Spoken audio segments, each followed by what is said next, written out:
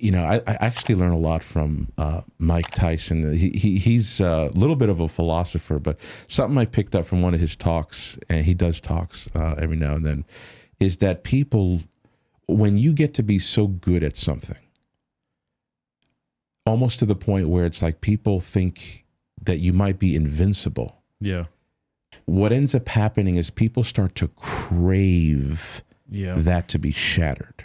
Oh. And so if they start talking, this guy's the best at this. This guy is the most prolific and smart theologian in the world. There's something in human nature that wants to recalibrate that guy down. Yeah.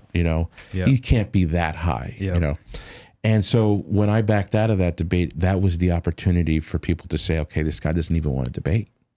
He doesn't even want to do a live debate.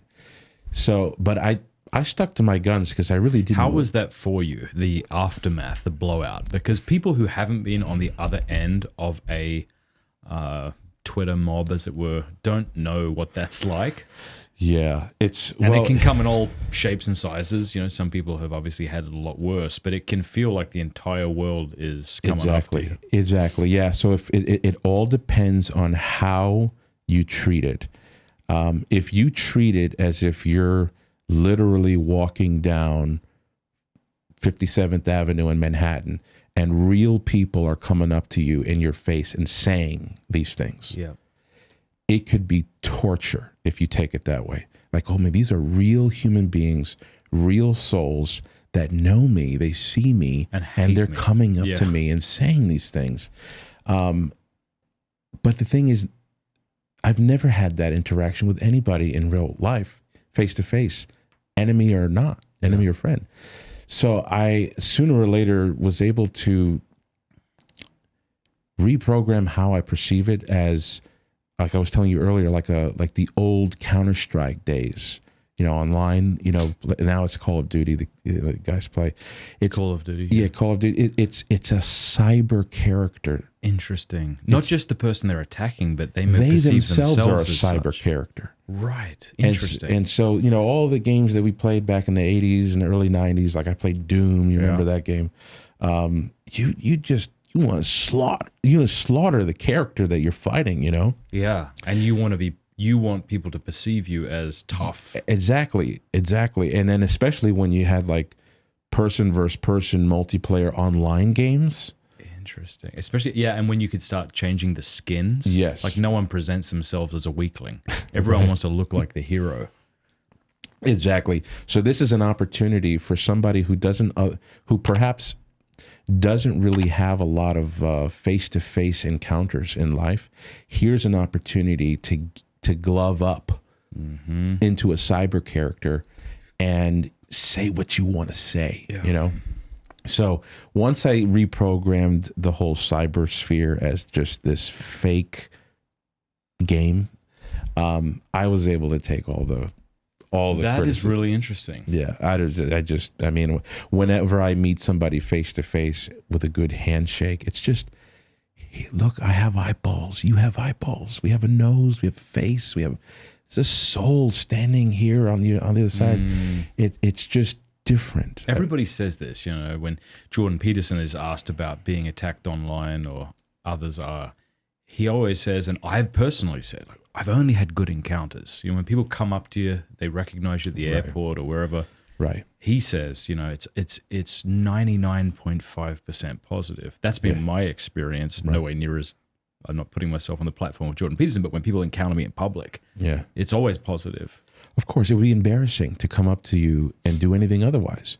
Well, what's funny is I remember saying that even the banal critical comments on YouTube, people wouldn't say to your face. No. So I had Peterson on, speaking of Peterson, and someone commented about him and said, why does he look so red? If this person, that's not too offensive, right? That's just pretty banal.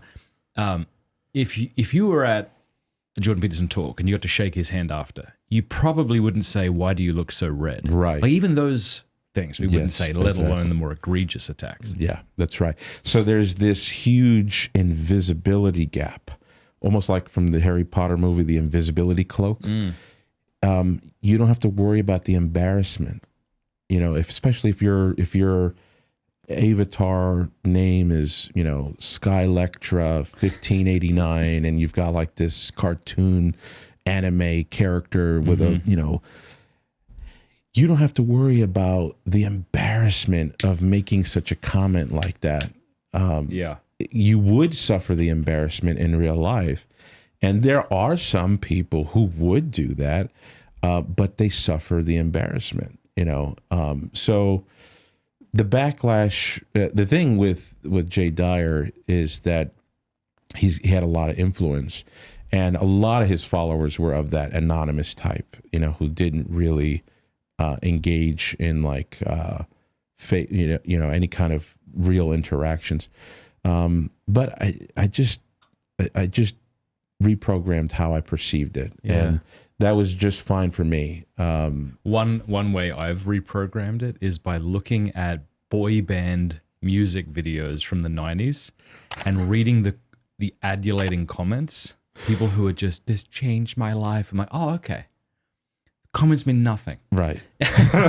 You know, like if someone is saying this song by the whoever changed my life, and that song is like legitimately, you know, as deep as a puddle, then I shouldn't be terribly impressed when people say that maybe a show I did that. Ruined their life. Yeah, ruined or made it terrific. Right. You know, like it's really, how can I just try to be honest?